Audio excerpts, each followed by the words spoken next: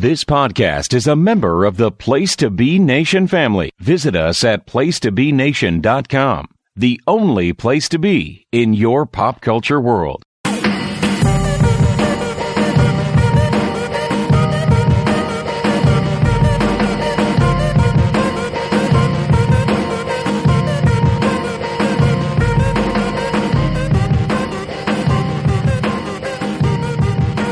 All right, let's get it going right here, right now. This is Diamond Conversations, and you're listening to episode 3 of Diamond Conversations on the Place to Be Podcast Network. If you didn't know by now, my name is Chad, and every single week you're going to get a specialized baseball interview on Diamond Conversations featuring somebody having to do with America's pastime, the wonderful sport of baseball, which just came to a close as the Washington Nationals have become the World Series champions for the 2019 baseball season.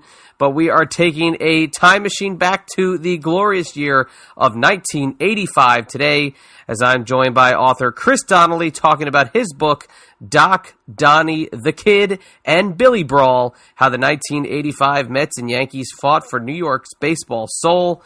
And this is a conversation I absolutely loved to have on the airwaves, especially in the early run here of Diamond Conversations, as we get to talk about New York baseball at its finest. In the heyday, as I like to say, just as I was starting to know what baseball was, the 1986 Mets being the pinnacle of the sports world for me. 1985 was the table setter for that magical 1986 Mets season.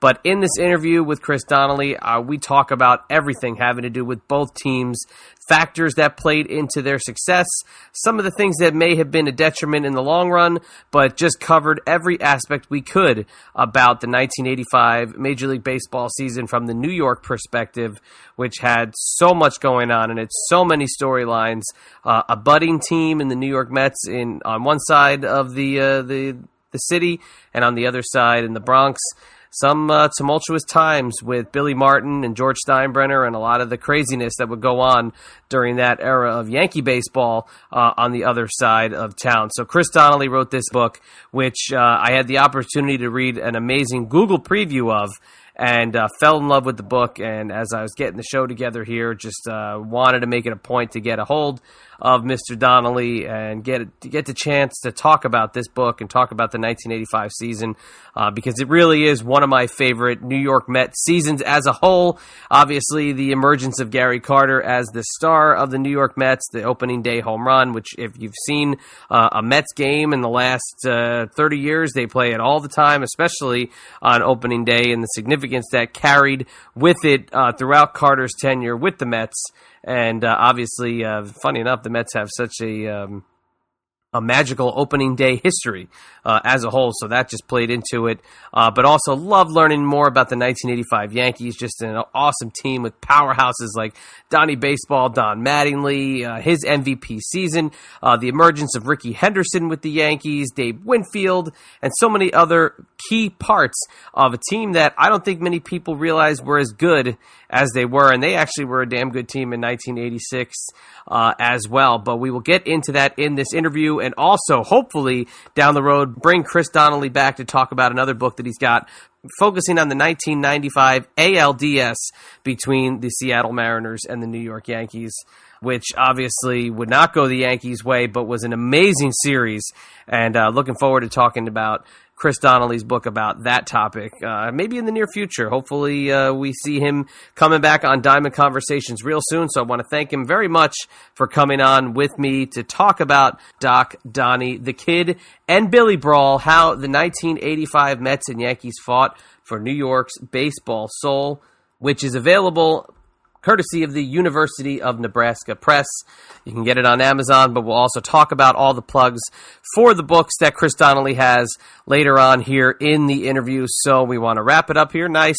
But before we do, remember, you can head on over to Facebook and you can like the Diamond Conversations page, as well as head on over to Twitter. You can follow me at Wrestling Pal, or you can follow the show Twitter, which is in its infancy. Only a couple of followers and a little action on there so far, but it's Diamond Converse, Convers 1. Again, it's Diamond Converse, Convers 1. Diamond Converse 1 on Twitter. Yeah, it's ridiculous, but hey, got to get some sort of Twitter handle out there, and we'll work on it. But only a little bit of traction on there so far, but it's all growing. A lot of positive stuff going on behind the scenes here at Diamond Conversations as the show begins to grow, which I love. I am so happy. Only a couple episodes in. This thing is really starting to take off. So let's stay tuned here. Enjoy the interview with Chris Donnelly. Let's get into the DeLorean. Let's head back to 1985 and talk a little bit New York Met and New York Yankee baseball.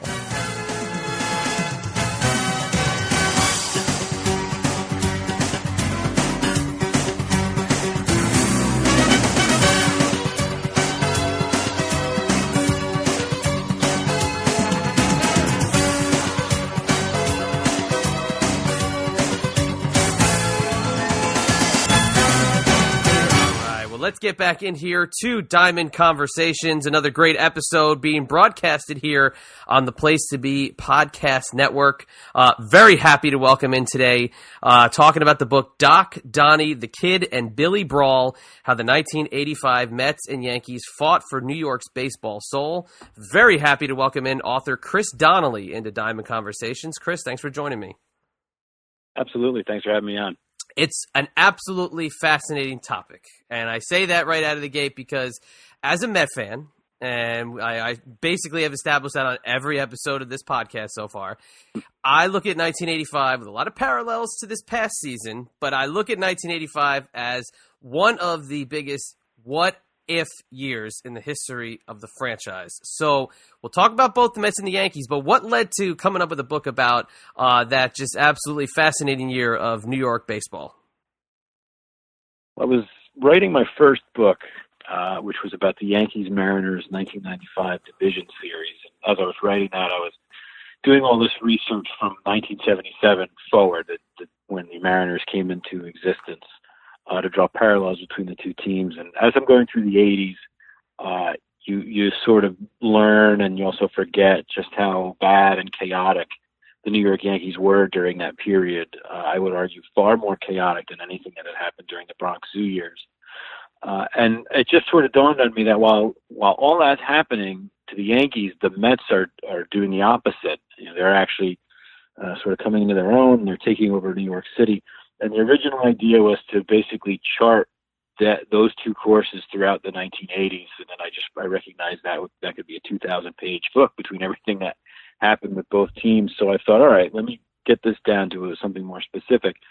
And I wanted to put it at where the teams meet going in opposite directions. The Yankees going down, the Mets going up. And it just so happened that they met in the middle of the decade in 1985. And they had essentially the same record, Mets 98-64, Yankees 97-64. They were both eliminated from the postseason on the second to last day of the year, the Saturday of the final weekend. And it was the first time since 62 when the Mets came in that the two teams were both competitive, and it just so happens that they were almost exactly the same team in terms of record and the end result that year. Both teams obviously making huge moves in the winter, heading into 1985. Obviously, with the Mets, it's Gary Carter. Yankees bring along Ricky Henderson, make a couple other signings that we can talk about in a little bit. But you look at the expectations that were there, maybe on paper, the Mets coming off a great year in 1984, and the Yankees, yeah, like you said, kind of, it was a little bit of a transition period with expectations. What they were, a 97-win team. 97 wins for the Yankees that year. Pretty impressive. 98 wins for the Mets. Maybe somewhat unexpected, but looking at the expectations, do you think both teams kind of lived up to what people were expecting? I think they both exceeded expectations, but then once it became clear that both teams were playing well, ultimately I think people felt let down in the end. The Yankees, their offense, without question, was a force to be reckoned with in the American League, especially in the American League East, which was probably the toughest division in baseball. They had Don Mattingly, they had Dave Winfield, they had Don Baylor, they had Ricky Henderson. So you have two Hall of Famers, and you have two people that some folks might say should be in the Hall of Fame. The question for the Yankees, as it would be for basically every year in the 80s, was their starting pitching. And really after Ron Guidry and Phil Negro, you had a bunch of question marks.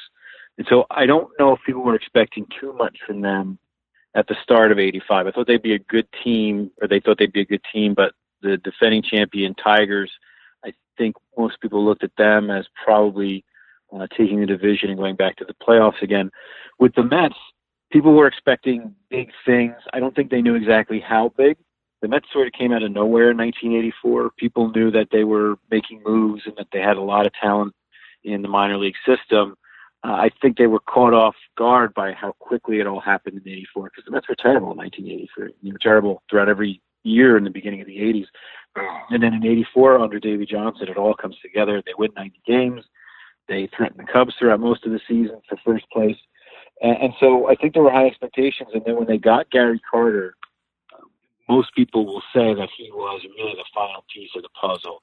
And that's why the Carter trade is so big. It wasn't just that the Mets were becoming a better team. It was that they were trying to become the team, both in New York and in Major League Baseball. Yeah, absolutely. And obviously letting go in a piece in Hubie Brooks, which is ultimately the spot that would end up kind of going to, a mix of guys. You had Ray Knight at third, you had Howard Johnson playing third base, but Hubie Brooks, was a pretty impressive player in his own right. But the thing that I found very interesting early in the book is where you kind of piece together how that '85 Met team came to be. So you talk about the acquisition of Keith Hernandez. You talk about, the acquisitions of Sid Fernandez, Ron Darling through trading.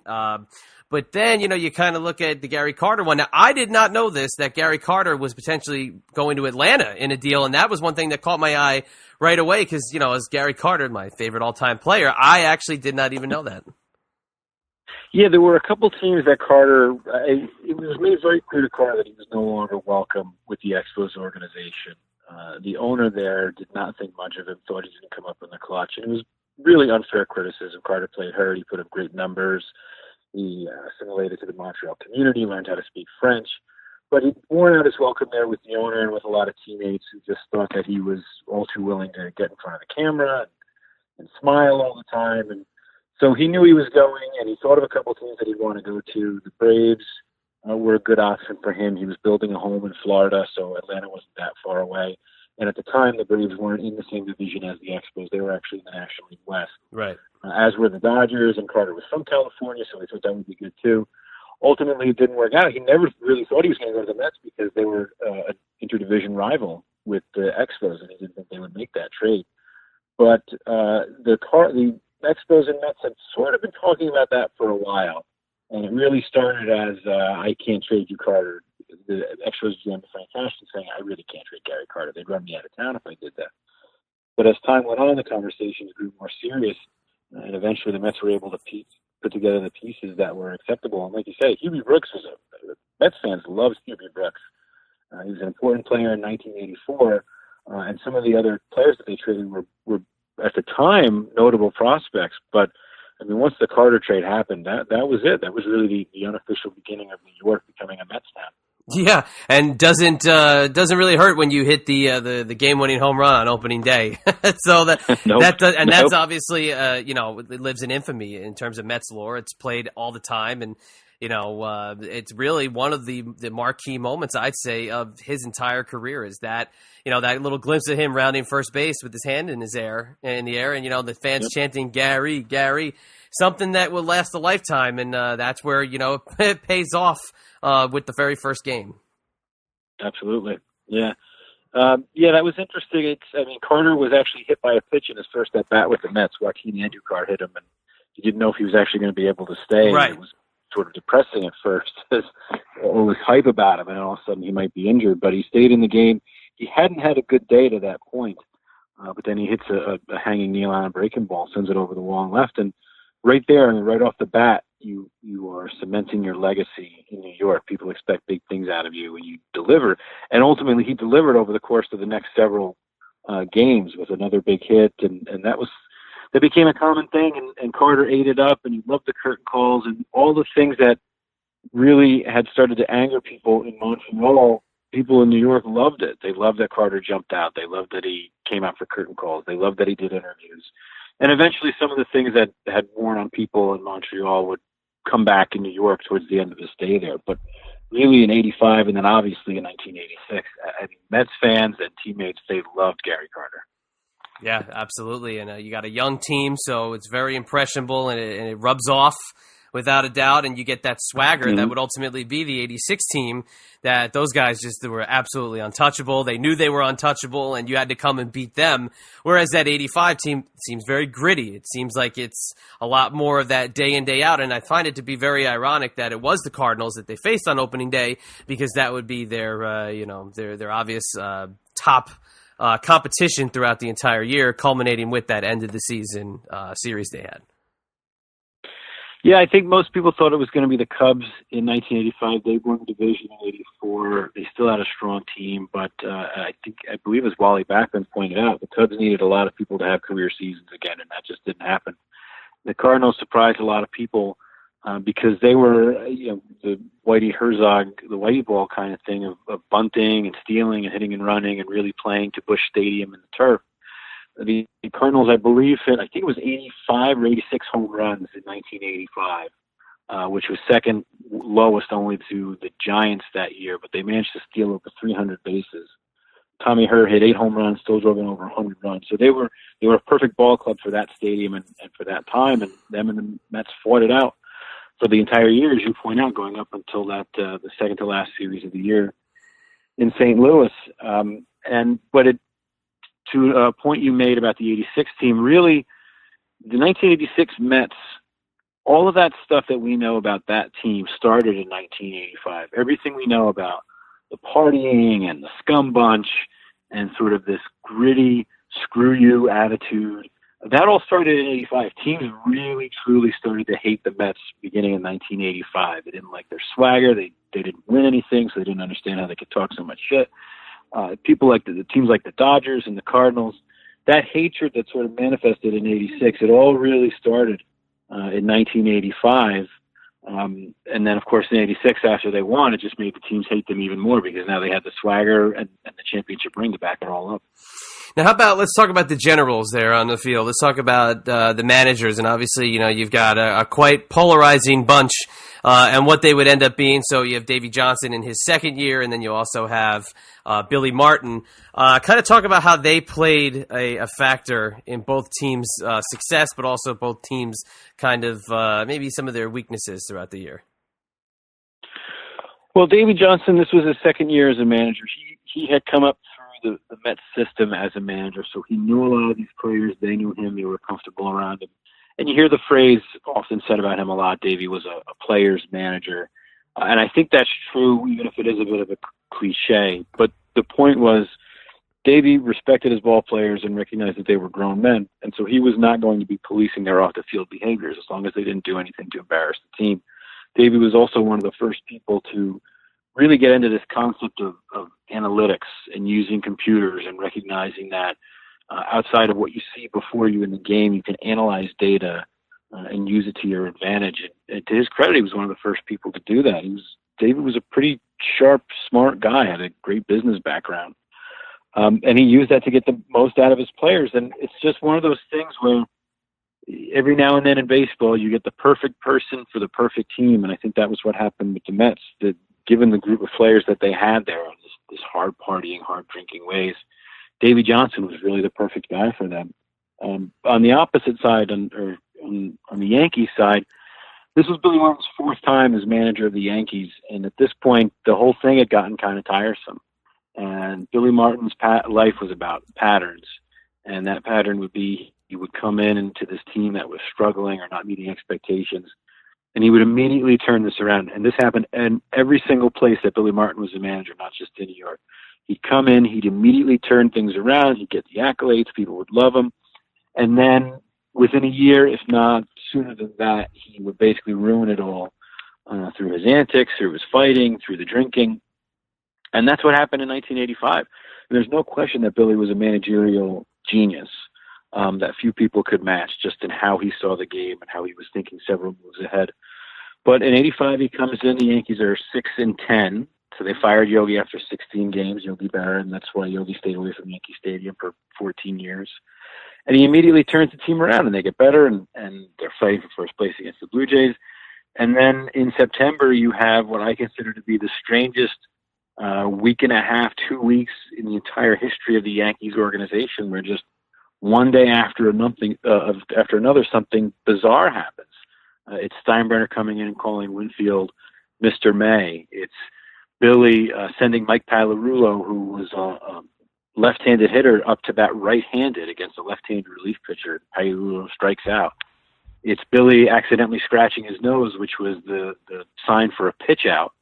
And in a 2-0 count, Butch Weiniger, the Yankees catcher, calls for a pitch out, which obviously didn't make any sense, but Billy had given the sign.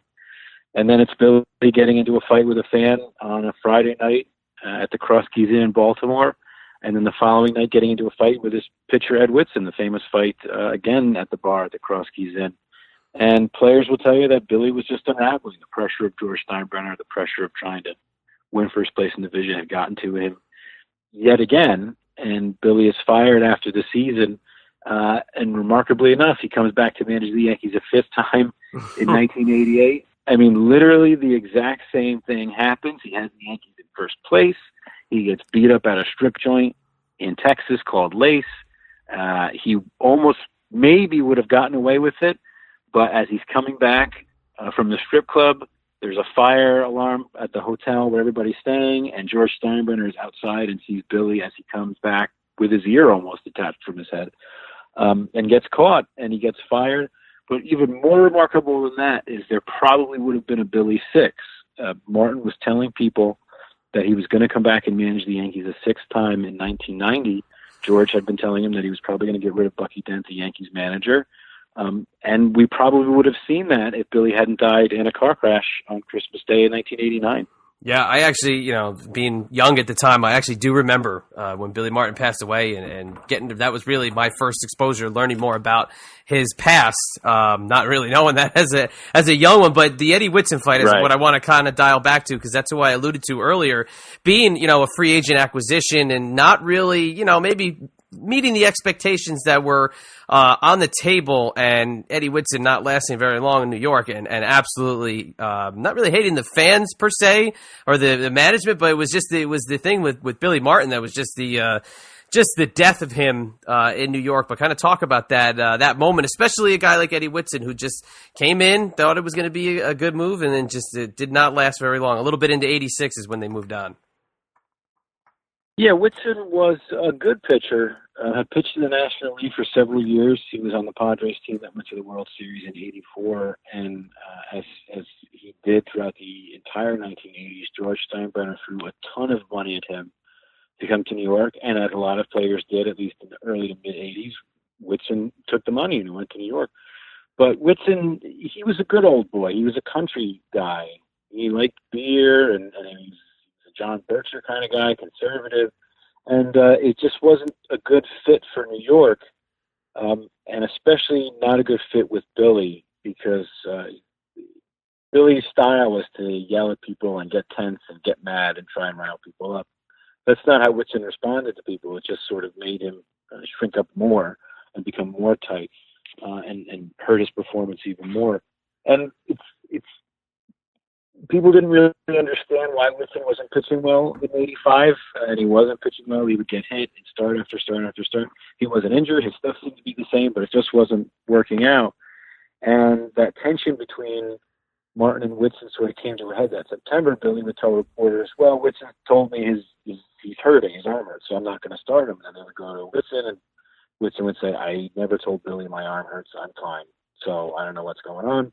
And then in that Baltimore series, Martin had told the press that whatchamacallit's arm is hurting, so that's why he's not starting. He actually called Whitson whatchamacallit. And this gets back to Whitson, and Whitson goes, my arm's fine, go talk to Billy, he has all the answers. So Whitson's already riled up and kind of ready to go, and he thinks Billy's deliberately setting out to sabotage him. And they're in the bar that night, a Saturday night in Baltimore. The Yankees had just won, ending an 8-game losing streak. And Whitson is just going off about how Billy's trying to ruin him. There's a fan sitting at the table next to Whitson. It's a Yankee fan who's not sure what player this is that he hears ranting and raving. He actually thinks that Whitson is a rookie pitcher. Whitson sees him staring at him and says, what are you staring at? And the guy says, look, if I were making $90,000 a year, which was the league minimum at the time because he thinks he's a rookie, I wouldn't be behaving like this. Whitson gets up from the table, grabs the guy by the throat, and essentially lifts him on the wall, against the wall. The guy has a mark on his neck 3 days, still 3 days after the fact, from what Whitson did. As this is happening, some players go over to Billy, who's also in the bar, and say, look, this is happening, Eddie's in trouble. Billy goes over to help out Whitson. He didn't go to start a fight. He went over to help him, and he says, Eddie, you don't need this. You got to calm down. Whitson calls Billy a motherfucker, which, if you're Billy, is the magic words, and Billy punches him in the face. So now there's a fight going on. Whitson lets go of the fan, and he and Billy are fighting. The players try to break it up. They end up spilling into the hotel lobby. As they're in the lobby, one of Whitson's teammates is actually holding both of his arms behind his back. Billy comes charging at Whitson, and Whitson is actually trained in martial arts. So as Billy comes charging to him, he uses his strength to lift himself up and kicks Billy right in the groin. Oof. Billy falls to the ground, and as Bill Pennington has described it, almost like an action hero in a movie, he immediately rises back up and he says, now you've done it. Now I have to do it. He charges at Whitson. The fight ends up spilling out into the parking lot in front of the hotel. Whitson, like a bull charging at a matador, tackles Billy into the ground. He breaks his arm. He breaks the rib. Players come out and separate them. They take Whitson back to the service elevator behind the hotel. Billy goes inside. He tries to find out what room Whitson is in because Billy Martin is incapable of just walking away from a fight. It's not over until he says it's over. They won't tell him what room Whitson is in, so he gets in an elevator and he heads up to the third floor. In the case of incredibly bad timing, Billy's elevator door opens and Whitson just happens to be walking right past it at that moment. And they fight a fourth time. So this fight took place in 4 different locations in and around the hotel that night. And by the time it happened on the third floor, reporters were actually able to call back to their home offices and dictate in real time the fight as it was occurring. So as I said, Billy ends up broken arm, broken rib. He looks like absolute hell. And although it was later found that Billy wasn't at fault necessarily for the fight, he also didn't walk away, and it's ultimately what Steinbrenner used to let Billy go a fourth time. Unbelievable. Now, can you imagine if there was Twitter back in 1985? I mean, these things they're simply not possible. The things that went on in 1985, you couldn't do them today because of Twitter and because everybody has a camera. I mean, that fight would have ended in the bar. There still may have been some shoving and some pushing and maybe even a punch thrown, but it would have ended right there in the bar because it couldn't possibly have been allowed to go on any further than that. But that said, in today's world, Billy Martin would have gotten the treatment that he needed. I don't think there's any question that Billy was an alcoholic, and he would have gotten the treatment that he needed, and he would have had to have adjusted to today's world because he would have had to have deal with instant news and Twitter and the second guessing and all this and all that. But it's unfathomable to think of any of these events happening in today's. I mean, a couple of years ago, Jorge Posada left the stadium because he was mad that he was batting ninth in the starting lineup, and that was a huge scandalous thing. And that doesn't even come close to touching what used to happen in the 1980s for both the Yankees and the Mets. No. Not at all, yeah. And we learned that in 86 as well with all this stuff that happened out in Houston. Absolutely. You know, we learned that on a grander stage. And there'd be books written about that if you want to read other books about the 86 season. But before we kind of head into the home stretch here, just want to talk about some of the other players that we haven't gotten a chance to mention. Obviously, Don Mattingly coming off of a huge year, winning a batting title in 1984. 24 years old, seemingly like he's about to go on to be a Hall of Famer, no doubt.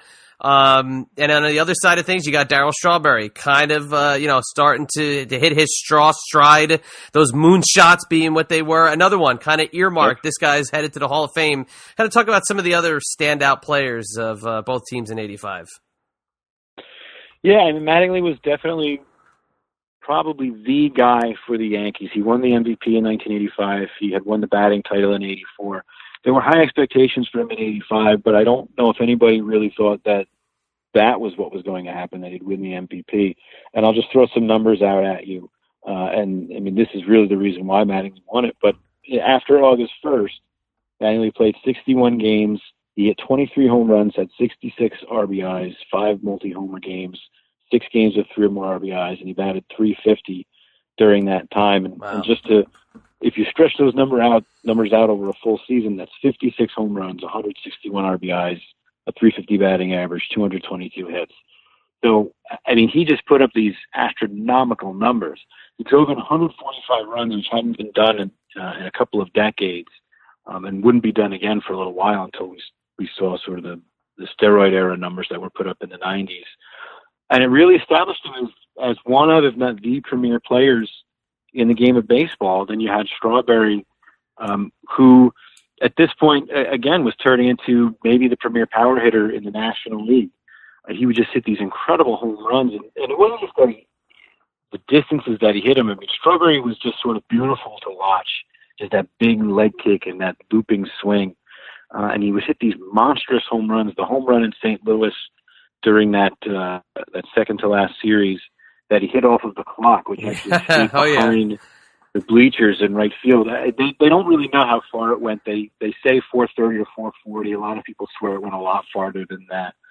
But he would just hit these majestic drives. But at the same time, you were already starting to see some of the issues that would emerge later on with Strawberry in terms of the moodiness and maybe not being as injured as he said he was and not having his head in the game. That really started to become a problem in '85 and would sort of explode in the later years with the Mets. But at that time, he was just still a great player to watch. And one more person I just want to note is Dwight Gooden, who won the Cy Young Award in 1985 in the National League. He had one of the best single-season, regular seasons of any pitcher in history. And I don't mean in the 80s, I don't mean in the expansion era, I mean of any pitcher in Major League history. We know the final numbers, 24-4, 1.63 ERA. I just want to, again, I don't want to bog people down with stats, but I just want to give a couple of numbers to demonstrate just how dominating Gooden was that year. After May 30th, Gooden made 25 starts. He was 18-1 in those 25 starts with a 1.39 ERA.